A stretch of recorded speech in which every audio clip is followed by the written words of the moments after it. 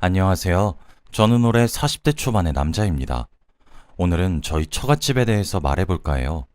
지금은 상황이 정리가 됐고 과거의 이야기를 시시콜콜하게 하는 상황이라 이렇게 여러분들에게 말할 수 있게 되었죠.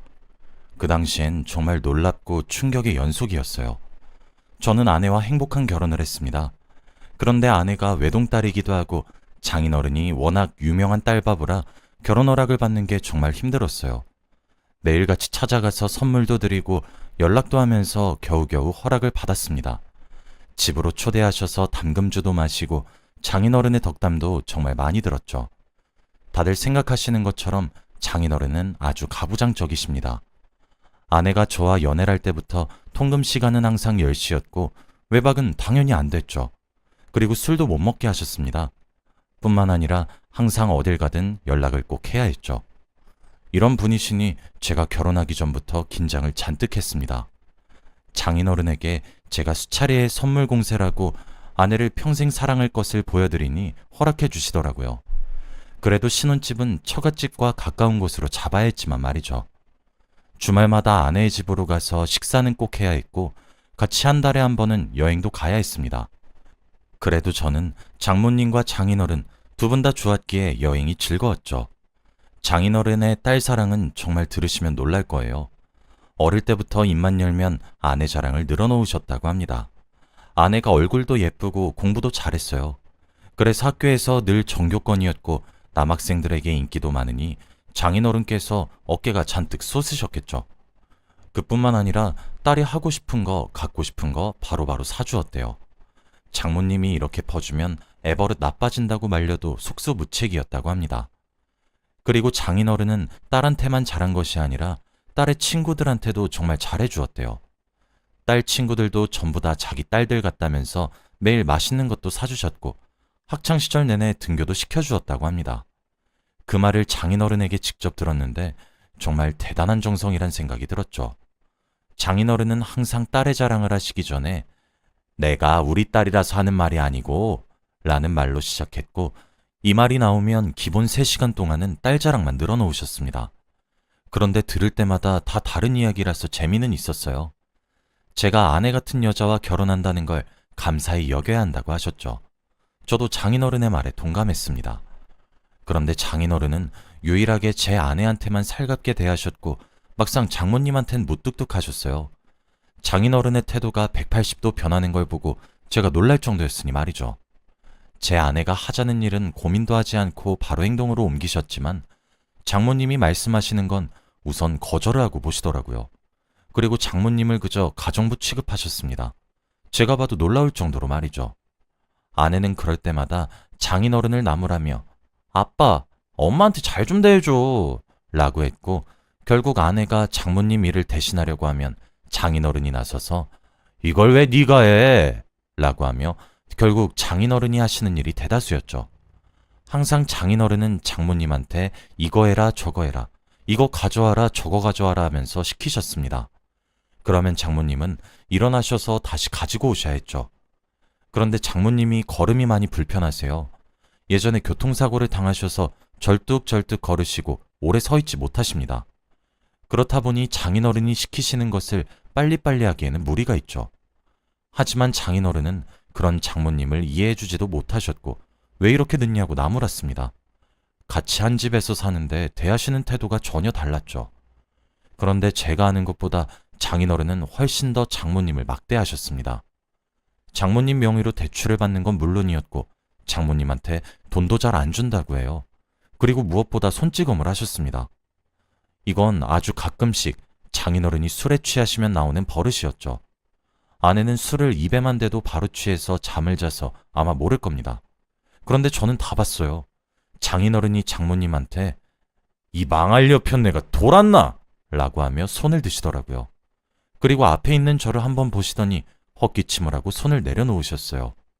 장모님은 이 일이 너무 자주 있었던 일이었는지 습관처럼 몸을 방어하셨습니다. 평상시에도 장인어른이 손을 높이 드는 일이 있으면 옆에 계시는 장모님은 움찔하시더라고요.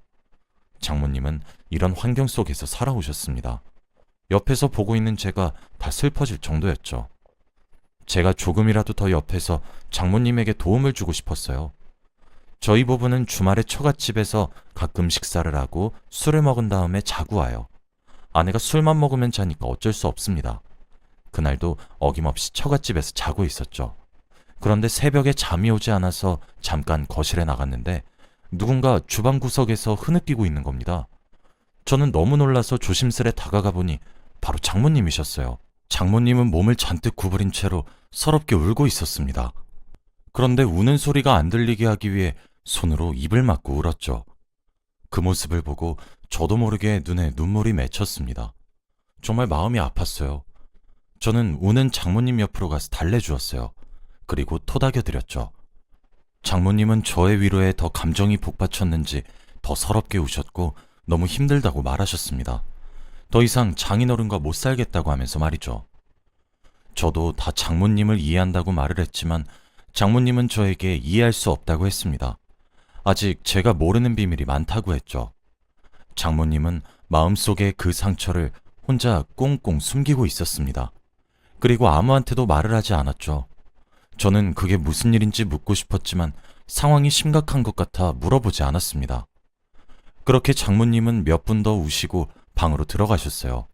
그리고 장모님이 우셨던 건 저와 장모님만의 비밀로 간직하기로 했습니다. 저는 그날 이후로 장모님이 마음에 많이 쓰여서 자주 찾아뵈었어요. 한약도 많이 지어드리고 맛있는 것도 사드리면서 조금이라도 기분이 풀어지길 바랬죠. 그리고 아내와 함께 처갓집에 자주 방문했습니다. 아내가 처갓집에 가면 장인어른이 장모님을 막대하시지 못하니 평소보다 더 자주 갔죠. 아내는 자기 집에 자주 가니 더 좋아했고요. 저희 처갓집은 이렇게 위태위태한 환경을 이어가고 있었습니다. 그런데 결국 사단이 나고 말았어요. 그날은 여느 때와 다름없이 정말 평범한 날이었어요. 저와 아내 둘 다 각자 직장에서 일을 하고 있었던 평화로운 날 말이죠. 그런데 점심시간에 아내한테서 전화가 오더라고요. 원래 각자 일할 때는 카톡으로 연락을 하는 편이라 회사에 있을 때 전화를 잘 안 해요. 그래서 조금 당황스럽긴 했지만 전화를 받았습니다. 그런데 아내의 목소리가 이상했어요. 우는 듯한 목소리였고 말도 제대로 못하더라고요. 목소리만 들어도 무슨 일이 생긴 것이 분명했습니다. 아내는 지금 당장 병원 응급실로 오라고 했죠. 저는 아내가 한 번도 그런 적이 없었기 때문에 너무 놀라서 바로 반차를 내고 달려갔습니다. 가는 내내 무슨 일인가 싶었어요. 그리고 머릿속에 가족들이 혹시 다친 건가 싶어 정말 걱정이 되었습니다. 택시를 타고 병원에 도착해서 저는 아내를 찾았어요. 아내는 중환자실에 있었습니다. 그리고 침대 위에는 장모님이 계셨죠. 장모님은 링게를 맞으시고 주무시고 계셨습니다. 아내는 이제야 진정이 되었는지 얼굴이 만신창이가 돼서 앉아있더라고요. 저는 다급하게 무슨 일이냐고 물었습니다. 그리고 아내는 저를 데리고 밖으로 나가서 상황 설명을 해주었어요. 그런데 아내가 한 말은 정말 충격적이었습니다. 바로 장모님께서 쓰러지셨다고 해요. 장인어른과 대화를 나누다가 갑자기 뒷목을 잡고 쓰러지셨다고 합니다. 그리고 숨이 잘 안 쉬어지고 심장이 멎는 기분이 들었다고 해요. 그래서 그 모습을 장인어른이 보고 119에 신고를 했다고 합니다. 두 분이서 대체 어떤 이야기를 나누었길래 장모님이 쓰러질 정도냐고 물으니 아내도 모른대요. 장인어른한테 수백 번을 무슨 이야기를 나누었냐고 물으니 절대 말을 해주지 않는다고 합니다. 그래서 아내도 지금 답답할 노릇이라고 했죠. 두 분이서 나눈 대화 내용이 궁금하긴 했지만 그래도 그때는 장모님의 건강이 우선이었습니다. 의사 선생님께서는 깨어나시면 일반 병동으로 가셔서 며칠 더 입원을 하셔야 한다고 했어요. 그리고 충격 때문에 쓰러지셨고 깨어나시면 절대 스트레스를 받으면 안 된다고 했습니다. 장인어른은 장모님 옆에서 손을 부여잡고 장모님이 깨어나시길 기다리고 있었어요. 그리고 저희는 장모님이 깨어날 때까지 기다렸습니다. 장모님은 그날 새벽에 일어나셨어요. 그런데 일어나자마자 자신의 손을 잡고 있는 장인어른을 내팽겨 치셨습니다. 저희는 그런 장모님의 모습을 보고 너무 놀랐어요. 원래 이렇게 싫어하시는 분이 아닌데 말입니다. 그리고 무엇보다 장인어른은 그날 이후로 정말 많이 바뀌셨어요. 사람이 이렇게 바뀔 수도 있구나 싶었습니다. 지극정성으로 장모님의 병간호를 하셨거든요. 매일 밤 거기서 주무셨고 장모님이 해달라는 거, 사달라는 거 다 해줬습니다. 그래서 병실에 있던 다른 아주머니들이 장모님을 부러워할 정도였죠. 원래 장인어른이 이런 분이 아니셨는데 장모님이 쓰러지고 나서 많이 충격을 받으신 줄 알았습니다. 장모님이 쓰러지시니 소중함을 알게 된 줄 알고 저와 아내는 다행이라고 생각했죠. 두 분이 금슬이 좋아진 줄 알고 저와 아내는 일부러 자리도 비켜드리고 그랬습니다. 장인어른은 매일 물수건으로 장모님의 손도 닦아드리고 밥도 먹여드렸죠. 그런데 이렇게 장인어른이 다정하게 바뀌었는데 좋아하지 않는 사람이 있었습니다. 바로 장모님이세요. 쓰러지기 전까지만 해도 폭력적이고 가부장적인 장인어른 때문에 스트레스도 많이 받으셨고 밤마다 눈물을 흘리셨음에도 불구하고 이렇게 따뜻하게 바뀌신 장인어른을 좋아하지 않았죠. 예전보다 장인어른을 더 튕기셨고 화도 내면서 제발 그만하라고까지 했습니다. 다들 병실에서는 왜 그러냐고 장모님한테 그만 장인어른 좀 받아주라고 할 정도였으니 말이죠. 저와 아내는 갑자기 이렇게 상황이 바뀐 것을 보고 너무 혼란스러웠어요. 원래 장모님이 따뜻하고 화도 안 내시는 성격이었는데 지금은 화도 많이 내시고 사람이 너무 예민해지셨습니다. 그런데 원래 뭐든 싫어하시고 장모님이 하시는 거라면 전부 다 아니 꼽게 보시던 분이 갑자기 장모님한테 지극정성이고 따뜻하게 대하시는 걸 보니까 당황스러웠죠. 그런데 장모님은 날이 가면 갈수록 더 심해지셨습니다. 제발 그만하라며 물건을 던지기도 했고 장인어른을 밀치기도 했거든요. 그래서 저와 아내는 도저히 두고 볼 수 없었습니다. 결국 장모님한테 왜 그러시는지 이유라도 물어보기로 했죠. 장인어른이 계시지 않을 때 저와 아내가 찾아가 장모님한테 말씀드렸습니다. 대체 왜 이렇게까지 까칠하게 구시냐고 말이죠. 그런데 장모님은 한숨을 푹 쉬면서 말을 전혀 하지 않으셨습니다.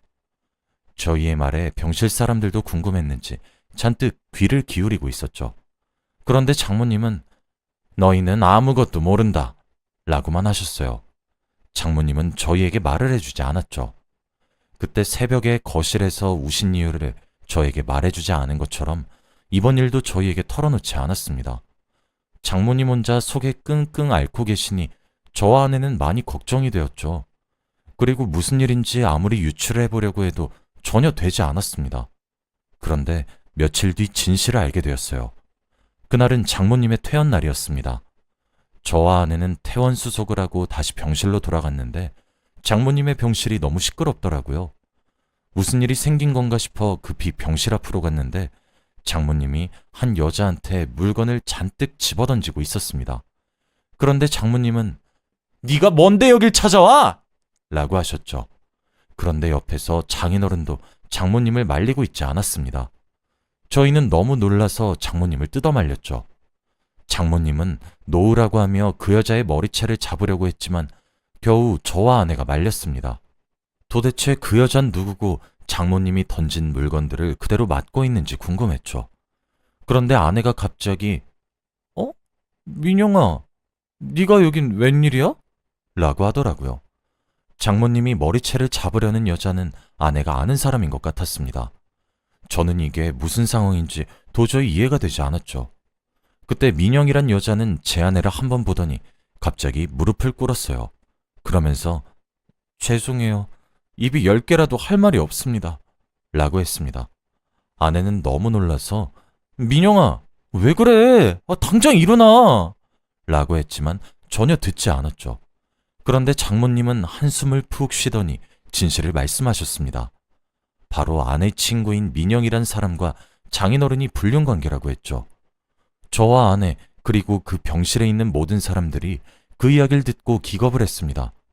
장인어른은 자신의 딸 친구와 불륜을 저지른 것이죠. 어떻게 이런 일이 일어날 수 있나요? 그리고 제일 충격을 받은 건 바로 아내였습니다. 아내는 다리에 힘이 풀리려고 하는 것 같았고 제가 겨우 잡아서 큰 사고를 면했죠. 아내와 민영이란 분은 정말 친한 친구라고 합니다. 그래서 매일 집에도 자주 놀러오고 학교도 같이 등하교하고 그랬대요. 그런데 아내가 결혼하고 나서부터 연락이 뚝 끊겼고 아무리 연락을 해도 민영 씨가 받질 않았다고 합니다. 그 이유가 바로 장인어른과 그렇고 그런 사이여서 죄책감 때문에 연락을 못했다고 해요. 그래서 제가 민영 씨를 모르는 거고요. 장인어른이 워낙 아내의 친구들한테도 살뜰히 대하시니까 아내의 친구분과 친해졌다고 해요. 그런데 이렇게 하면 안 되는 걸 알면서도 이성의 감정이 생겼다고 합니다. 그래서 둘이 넘지 말아야 할 선을 넘은 거죠. 그리고 장모님께서 새벽에 주방에서 혼자 우신 이유는 장인어른이 다른 여자가 생겼다는 것을 알게 돼서라고 해요. 그런데 불륜녀가 누군진 몰랐다고 합니다. 그치만 얼마 전 입원했을 때 불륜녀가 딸의 친구라는 사실이 밝혀졌고 결국 그날 장모님께서 뒷목을 잡고 쓰러지신 거죠. 그래서 저희가 장인어른께 대체 두 분이서 무슨 이야기를 나누었냐고 꼬치꼬치 캐물어도 대답을 할 수 없었던 겁니다. 장인어른이 장모님한테 살뜰히 대한 이유가 바로 아내한테 말하지 말아달라고 했대요. 워낙 딸바보시니까 딸이 자신한테 실망하는 것을 볼 수 없다고 말이죠. 그래서 그 부탁을 하기 위해 정성껏 모셨지만 이미 그때는 장모님께서 장인어른을 사람으로 보지도 않으셨으니 매번 까칠하게 대하신 거죠. 저희는 이런 드라마 같은 상황 속에서 할 말을 잃었어요. 그리고 장모님은 그 여자의 뺨을 내리쳤죠. 그런데 더 놀라운 건 그 여자가 뺨을 맞는데 하지 말라고 말린 사람은 바로 장인어른입니다. 정말 그 상황 속에서 어떻게 행동해야 할지 모르겠더라고요. 아내가 아니라 불륜녀 편을 드는 장인어른을 보고 어처구니가 없었습니다. 그리고 더 놀라운 건 뭔지 아시나요? 그 여자가 장모님을 찾아온 이유가 바로 이혼을 요구하기 위해서입니다. 자신이 장인어른의 아이를 임신했으니 이혼을 해달라고 말이죠. 정말 뻔뻔하고 예의가 없는 사람이었습니다. 그 병실 사람들도 다들 저희 집안의 상황을 마치 막장 드라마 보는 듯이 보고 있더라고요. 그리고 장모님도 이 상황이 어이가 없는지 헛웃음을 치셨고 병실을 유유히 나갔습니다. 그리고 저는 제정신이 아닌 아내를 데리고 병실을 빠져나왔죠. 정말 소름 돋고 무서웠습니다. 어떻게 세상에 이런 일이 저희 집에서 일어날 수 있나요? 딸의 친구와 그렇고 그런 사이라뇨. 저와 아내 그리고 장모님은 한동안 그 충격 속에서 헤어나올 수 없었습니다. 그리고 상간녀 소송과 이혼 소송도 당연히 진행했죠. 제가 아는 변호사도 소개시켜드렸고 결과는 승소를 했습니다. 두 사람은 어떻게 됐는진 모르겠지만 위자료를 잔뜩 주어야 하죠. 이렇게 상황이 끝난 줄 알았지만 역시 끝날 때까지 끝난 게 아니었습니다. 그 여자가 임신한 아이가 아들이었나 봐요. 그래서 장인어른은 저희 아내한테 연락을 하기 시작했습니다. 제발 한 번만 만나달라고 말이죠. 딸한테 버림받으면 세상을 살아갈 수 없을 것 같다며 사람 하나 살리는 셈 치고 만나달라고 합니다. 그런데 아내는 그 모습을 보고 더 화를 내고 치를 떨어요. 결국 차단을 했습니다. 아빠라고 부르기도 싫다고 해요. 짐승만도 못한 인간이라고 말이죠. 저도 아내의 말에 동감합니다. 이렇게 저희 집안이 한번 뒤집어졌고 이제는 평화를 되찾았어요. 장모님은 장인어른이 안 계시니 오로지 자신을 위해서 사십니다. 저와 아내는 오히려 잘 됐다며 장모님을 응원하죠. 그리고 아내는 지금 임신을 했어요. 열심히 옆에서 도와주고 있는데 임신한 아내가 힘들어하는 모습을 보면 제가 다 가슴이 아픕니다. 다들 저희 집 같은 일이 없었으면 좋겠어요. 저희 이야기는 여기까지입니다. 들어주셔서 감사합니다.